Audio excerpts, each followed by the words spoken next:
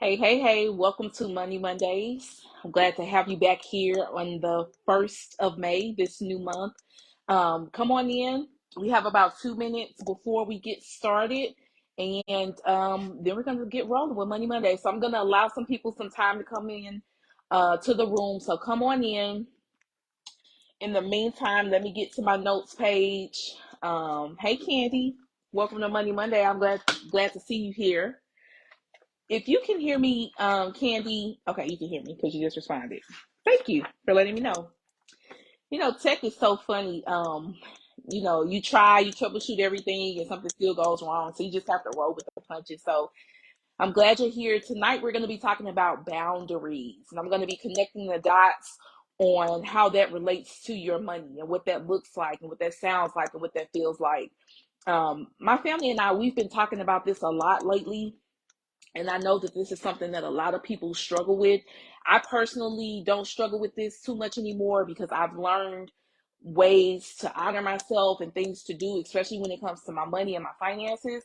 But I think that this is a conversation worth having still, right?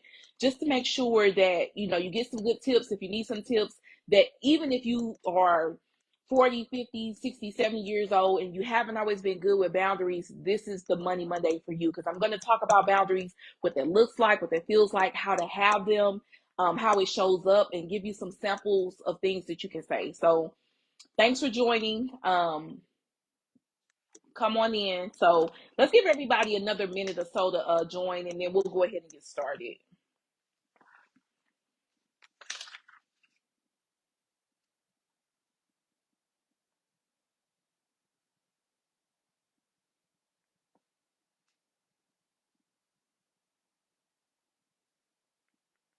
Okay.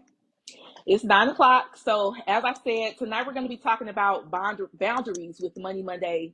But before we get into that, let's talk about this new month. So, new months for me, and I don't know if it's like that for you all as well, it's always like a reset. So, this is a perfect time for you really to goal check, level set, realign with your goals. If maybe you fell off since the first of the year, consider doing that now, especially that we're in a new month, because this will be a great time to start. Hey, Pat, welcome to Money Monday. So tonight we're talking about boundaries, okay? And I used to really struggle with boundaries, and what it caused was for me to have an attitude, right? I was constantly in a bad mood because I was always dishonoring myself. I was betraying myself. I would do things that I did not want to do. I would commit to things that I did not want to commit to because I didn't have good boundaries. And so we're going to talk about that tonight on Money Mondays, because you don't realize, hey, Bridget, welcome to Money Monday. You don't realize how much having boundaries will or will not affect your life, right? And it doesn't just affect your financial life, and we'll get into that in a second. Hey, Rhonda, welcome to Money Monday. But I'm going to give you some other additional areas that you need to think about having boundaries in, just to help you, okay? So, not having boundaries, this is what it looks like when you don't have boundaries. Giving spoiled kids your money, okay? This is especially true if you have older kids, maybe you have adult kids, and they constantly are coming to you asking you for money because they're squandering what they make, and then they're using you as their safety net. And I'm not talking about a one-off, every couple months they need help. I'm talking about on a consistent basis. That's what not having boundaries looks like. Being everyone's safety net, as I said, allowing your staff to run over you. So maybe you have a small business, or you are a business owner or whatever, or you're a manager somewhere, and your staff, they are just running amok. They're running over you. It's probably because you don't have good boundaries. Allowing your clients to contact you at any time of the day and night. I mean, it's 12 o'clock at night. They're texting you, they're calling you. Not charging your worth is an indicator that you do not have good boundaries. Working for free. So this can be done if you're a business owner and people constantly want to add things on and you're just doing it for free. Or if you're constantly staying after at work, working overtime, and you're not being paid for it, right?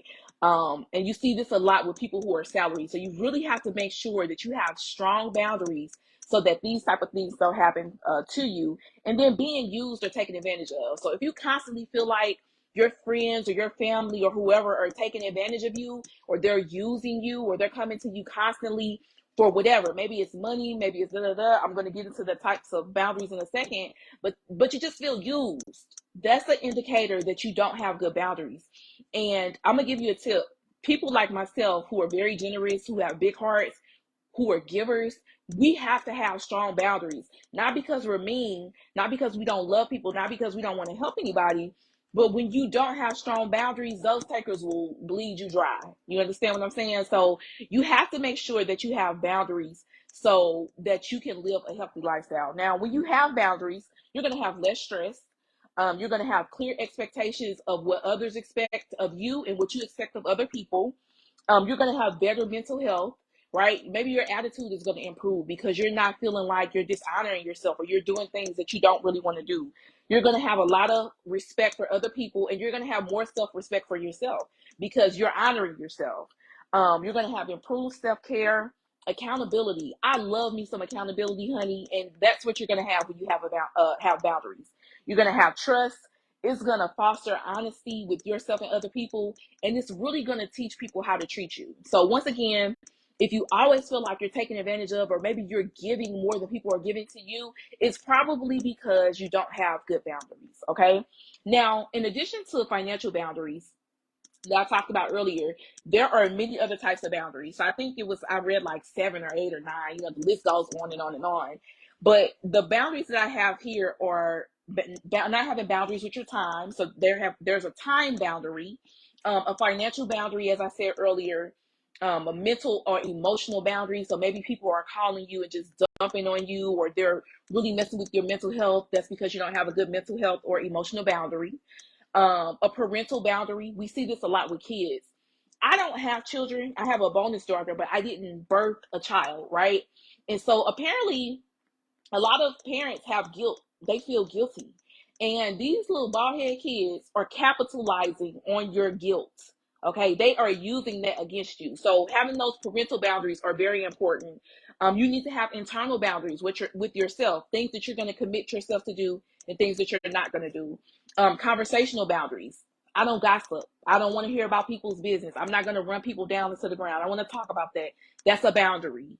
And then physical boundaries. Get out of my space, right? Some people have larger or smaller boundaries, physical boundaries, but you still need a boundary for your space where people cannot enter. Now, how does having boundaries relate to your money? As I said earlier, if you find yourself in positions where you're always helping people, where you can't achieve your goals because you're lending money or giving money away to whoever, right? Maybe it's a nonprofit organization, maybe it's people in your family, maybe it's your children, whoever it is, that's an indication that you don't have a good financial boundary. If you can't reach your goals, I don't know if I said that already, but if you can't reach your goals because you're constantly giving and giving and giving, it's because you don't have a good financial boundary. And then when you start talking about the other types of boundaries as well, that's really contributing to your overall financial boundary. For example, let's say your kids, you have grown children and they have, hey Levine, welcome to Money Monday. They have a lot of drama in their life, right? And they call you and get you so upset that you can't go into work or you can't show up the way that you need to do what it is that you need to do. That's part of not having a good boundary, and that's impacting your finances. So it's not just about money. I really want us to be focused, and I'm going to get into that in a second, on creating healthy boundaries, what that looks like, what that feels like, honoring ourselves so that we're not committing to things that we don't want to do, so that we're not doing things that go against who we are or the goals that we set for ourselves, and just establishing the way that you want to be treated and you want people to treat you. Okay. So let's talk about how to set boundaries. Now, if you've been taking notes, this is important. Write this down.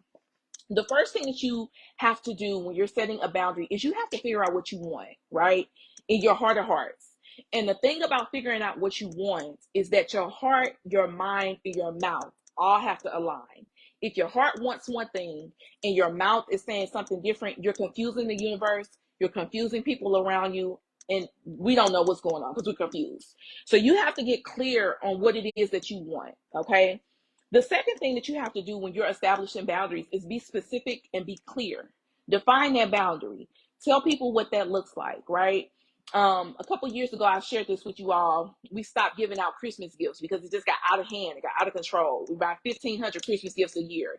And we set a boundary that we were no longer going to participate in the gift giving of Christmas. And that's been the standard going forward. So be specific and be clear and define that boundary and what it looks like. The next thing that you have to do is be firm and direct, right? Be clear in your communication. It's no hemming and hawing. Oh, I think that you wanna, if you could just say it with your chest, okay? Be clear when you're communicating so that there is no misunderstandings, there are no issues, and people understand what the boundary is. Fourth, we don't negotiate, right? My boundary is my boundary. If I said no, that means no. Like I said earlier, I don't have kids, but you know how kids would be like, please, please, please, please, please. Oh, I can't stand that. Oh, it gets on my nerves. And I've taught the kids that I interact with on a regular basis that no means no. Don't keep asking me the same thing over and over. So you don't have to negotiate what your boundary is. The boundary is a boundary. That's it. That's all. Okay. Four, we see this a lot with women. Don't apologize. I'm not sorry. I am not sorry. If I'm not going to give you some money, I'm not sorry about that. I feel great. Okay. So don't apologize when it comes to your boundaries. Let go of that guilt. People, I'm going to tell y'all a funny story. I got a dog. Hey, Alan, welcome to Money Monday. You, 10 years ago, the dog is like 13 or 14 years old. So 13, 14 years ago, I got a dog. And at the time, me and my mom were living together. And he chewed up a pair of her shoes. She guilted me about those shoes. I wound up buying this lady 6 pairs of shoes because she was guilting me about him chewing up one pair of her shoes. That's how people will do you. Okay. And it was a joke, right? It wasn't that big of a deal. But my point is, don't allow guilt of your past and feeling guilty for what you did or didn't do to haunt you for the rest of your life. If you made mistakes when you were raising your kids, if you made an error at work, if you said something that you weren't supposed to say or didn't say something that you should have, you have to forgive yourself for that and move on. Okay? Because guilt will have you in a chokehold. Next is start saying no, right? You can say no without explanation. The answer is no. It doesn't matter the reason. The answer is no, and that's it. Ask for what you want and what you need. I saw a quote years ago, probably about 10 years ago, and I think Madonna said it. And she said, most women don't get what they want because they don't ask. And I decided that I was going to ask for whatever I wanted. It can be the most outlandish thing. I don't care. If I ask, and then somebody has a choice to say yes or no. So ask for what you want. Set consequences for your boundaries, right? So that may look different with your boss. You know, if they constantly come to you asking you to do things at the last minute, hey, I have a hard stop at 5 o'clock. I'm going to have to leave. So if you come to me at 4:30 or 4:50 or 4:55 and you need something that day, it's going to have to wait until the next business day because I said I had a hard stop and that's it. And then refine your boundaries as needed. So they will change over time. They will get different depending on how it feels to you. They will change. So make sure that you're refining them, you're updating them, and you're communicating that to who needs that information. Now, here's the thing about boundaries. It's very hard in the beginning. It's kind of like working out when you've been a couch potato for 10 years. It's going to be difficult. It's going to be hard. It's going to feel uncomfortable. It's not going to feel good. People are going to talk about you really bad, okay? But the more you do it, the better you get. And most importantly, you're setting the expectation going forward. So like for me, you guys know I use me a lot because this is real life. This is my real life experience. I don't give out money to my family willy-nilly, okay? They already know that if they come to me asking for some money, first of all, I'm going to have 25 questions, rapid fire, and you got to be able to answer these questions. And then secondly, I'm probably going to say no, right? Especially if it's something really silly. So the expectation in my family is that I'm the last resort. So I know that if people come to me, they have done everything they can do, and I'm their last resort because I've already set the expectation that I do not give out money for frivolous spending, okay? And I want you to get comfortable in your boundaries going forward so that you can set a boundary, you can stand on it, and you don't feel guilty about it, okay? Before we wrap up, let me give you some examples of what that looks like when that comes to your money. A good boundary is I can help, but I can't cover it all, right? So maybe somebody comes to your kid, this is the third month in a row that they can't pay their car note, and it's not an extenuating circumstance. They just didn't party in a lot or whatever. I can help you, but I can't cover it all. That's a firm boundary. You can also say, I'm not responsible for X, Y, and Z. So I understand your rent needs to be paid. Today is May 1st, but I'm not responsible for paying your rent as an adult. I'm not responsible for working after hours for free. I'm not responsible for this emergency that I let you know was going to be an emergency at 9 o'clock this morning, but you waited. You probably won't want to say this to your boss, but you waited until 4:50 to address the issue. Okay. When we're out, I will not be covering ABC. So that's a good boundary to have, especially if you find yourself feeling used a lot when you go out. If you loan money, I expect to be paid back by June 1st, right? I expect to be paid back by August 23rd. Whatever it is, set that boundary.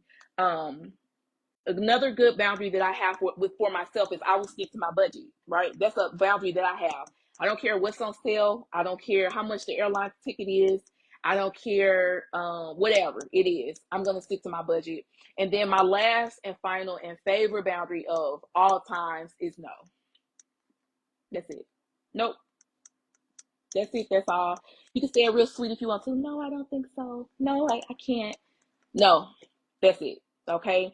So when we talk about money, a lot of things are related directly and indirectly, and having strong, clear, healthy boundaries for other people and for yourself is going to take you a long way. And this is especially true for people, like I said, who have older kids, who have grandkids. They always want something. They always need something. Listen, these able-bodied adults, they can get loans for whatever they want, right? You can get a loan for a car, you can get a loan for a house. There are no loans for retirement. So start putting yourself first. Start being firm with your boundaries. Maybe you need to start small. Maybe you need to start with something that's not so heavy and start setting that expectation so going forward, people know where that boundary is. Okay? I hope you all enjoyed this Money Monday. If you have good boundaries, I'm proud of you. Let me know in the comments. I want to know, because sometimes I feel like I'm so nonsense that I have very strong boundaries to everybody. 5 o'clock, maybe my computer is off. I'm leaving. Don't call me with nonsense. I'm not here for it. So set those boundaries so that you can start being stress-free. You can get your mental health together if you're struggling with mental health, and you can start reaching your financial goals. Okay? I love you guys. I'll see you next week. Thanks for joining, and have a happy week. Happy Monday. Bye.